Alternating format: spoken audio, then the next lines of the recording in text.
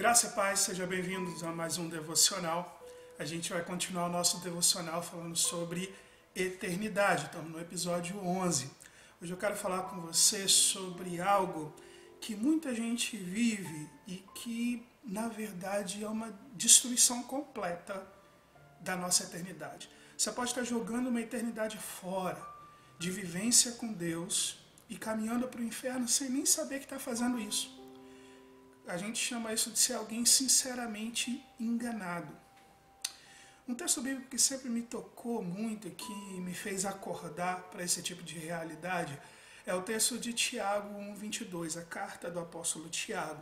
Tiago escreve essa carta e neste ponto ele diz assim: sejam praticantes da palavra e não apenas ouvintes, enganando-vos a vós mesmos.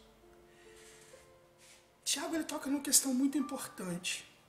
Ele fala de uma verdade bíblica de forma muito clara. Ele está dizendo que não basta você apenas vir na igreja. Não basta você cumprir os rituais da igreja. Não basta você ter se batizado, de repente pegar algum cargo na igreja e fazer as coisas. Não basta você apenas dizer, e até mesmo que as pessoas batam palma para você e digam que você é um cristão. Ele está dizendo que o verdadeiro cristão, ele vive a palavra de Jesus, independente se as pessoas estão olhando ou não, independente do que está acontecendo em volta. A evidência de que você é um cristão é a vivência do seu viver ser feito na palavra. Se você associar isso a diversos outros textos, eu vou destacar Mateus capítulo 7, eu te aconselho a abrir sua Bíblia, a revisar o texto de Mateus capítulo 7, os ensinos de Jesus ali. Eu vou dar um destaque a Mateus 7 numa coisa que Jesus fala de forma muito clara. Existem pessoas que estão na igreja, essas pessoas são vistas por todo mundo, né? Curam pessoas, expulsam demônios, fazem um monte de coisas, são aplaudidos, são considerados grandes cristãos. Mas Jesus diz em Mateus 7, de forma direta e simples, que essas pessoas podem chegar um dia na eternidade. E quando estiverem no julgamento final, Jesus vai dizer: pode ir para o inferno porque eu não te conheço. Estou falando para você de forma muito direta. Muita gente fala: pastor, tem gente aí que diz que é crente, mas é pior que o incrédulo. Eu sei o que a pessoa faz. Jesus também sabe. É isso que eu quero que você compreenda. Jesus também sabe. Deus sabe o que nós fazemos. As pessoas podem estar aplaudindo aquela pessoa, podem estar aplaudindo você. Pode parecer que tudo está indo bem. Sabe por que isso acontece? Porque nós, seres humanos, só conseguimos avaliar aquilo que nós vemos. Nós não conseguimos avaliar o que não vemos, Deus avalia. Vou te dar um exemplo no Antigo Testamento.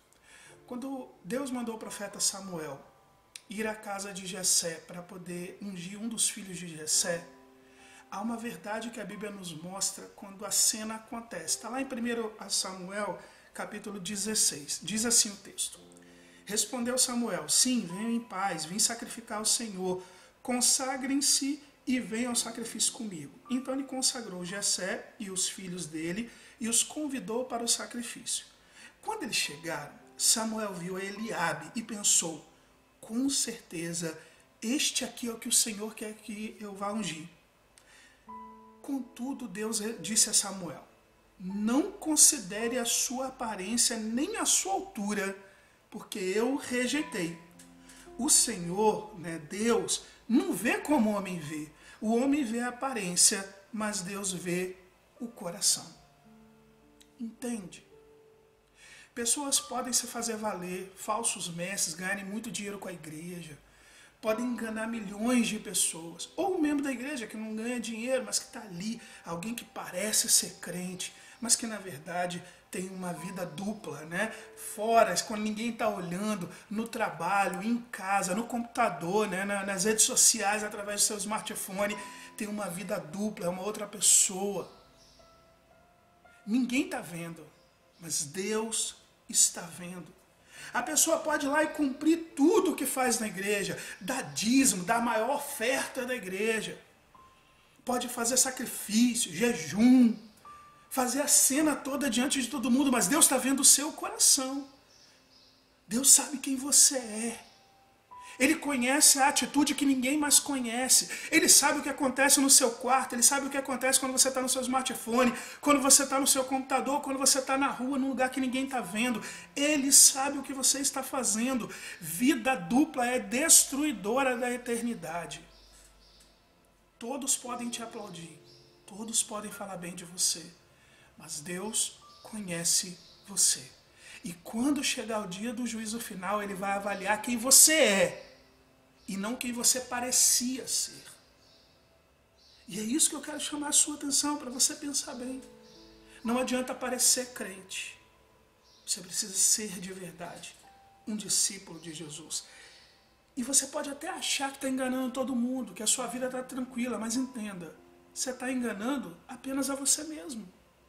Porque aquele cuja opinião importa, ele sabe perfeitamente quem você é e o que você faz. Então, na verdade, você está se enganando. E está indo para o inferno achando que está indo para o céu. Vai até na igreja, faz todas as coisas da igreja porque acha que é um discípulo de Jesus, mas na verdade não o conhece. E corre o sério risco de estar no dia do julgamento e Jesus dizer: você vai para o inferno porque eu não te conheço. É necessário fazer uma revisão do nosso coração.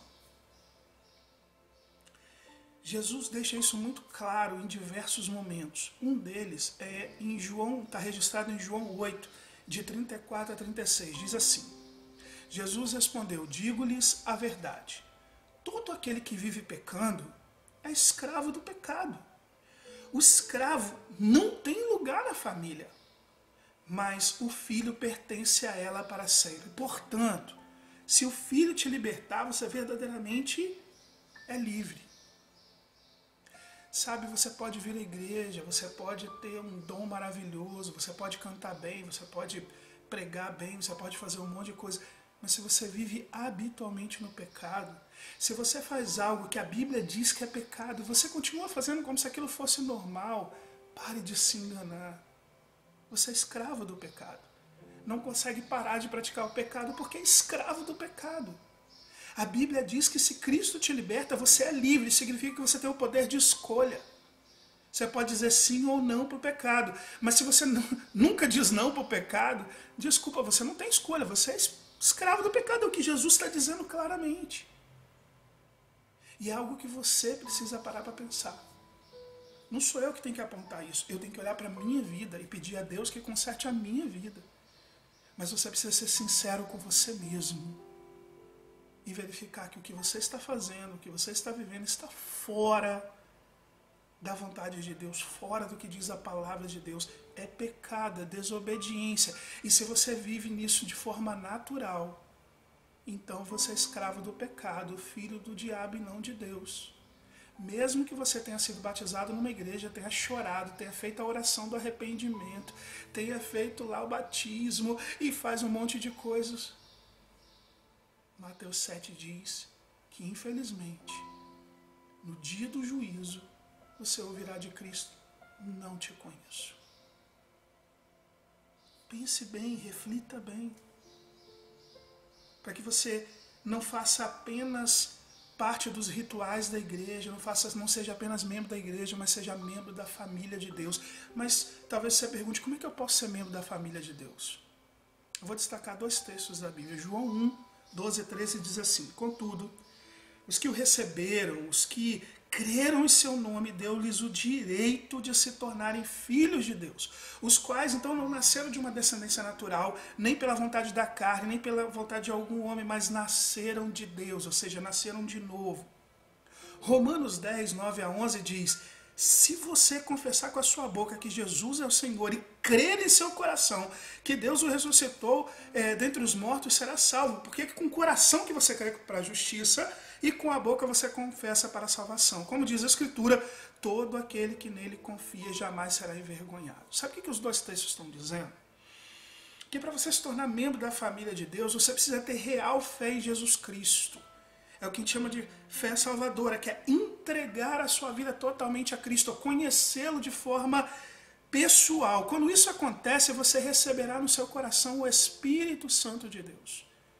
Ao receber o Espírito Santo, ele é o selo da promessa. E o Espírito Santo vai fazer uma transformação na sua vida. Essa transformação que vai acontecendo dia a dia é o que nós chamamos de santificação. Ela é o processo pelo qual, dia após dia, você abandonará o pecado e pouco a pouco você vai melhorando e ajustando a vida à vontade de Deus, será moldado à vontade de Deus. Não à vontade da igreja, de um pastor, de um líder religioso. A vontade de Deus, registrado na Bíblia, na Escritura Sagrada. O verdadeiro cristão, discípulo de Jesus, ele vive conforme Jesus viveu. E ele vive sem pecado. Peca, acontece. Jesus nunca pecou, mas a gente, como homem imperfeito, às vezes peca. Nós procuramos viver como Jesus viveu. Não tem como um verdadeiro discípulo de Jesus viver habitualmente no pecado e achar isso normal. Um verdadeiro discípulo de Jesus caminha conforme Jesus mandou e abre mão de qualquer coisa que o impeça de caminhar com Jesus. Eu termino deixando mais um texto para você refletir. 1 Pedro 2, 5 e 6, o apóstolo escreve: mas se alguém obedece à sua palavra, ou seja, a Bíblia, nele verdadeiramente o amor de Deus está aperfeiçoado. Desta forma, sabemos que estamos nele. Aquele que afirma que permanece nele, em Cristo, então deve andar como Cristo andou. Será que você está andando como Cristo andou?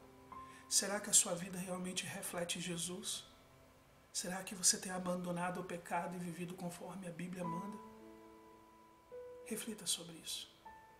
Deixe essa vida dupla e passe a viver apenas a vida em Cristo. Cristo habitando em você. E assim você terá uma vida abençoada e a eternidade no céu. Que Deus te abençoe.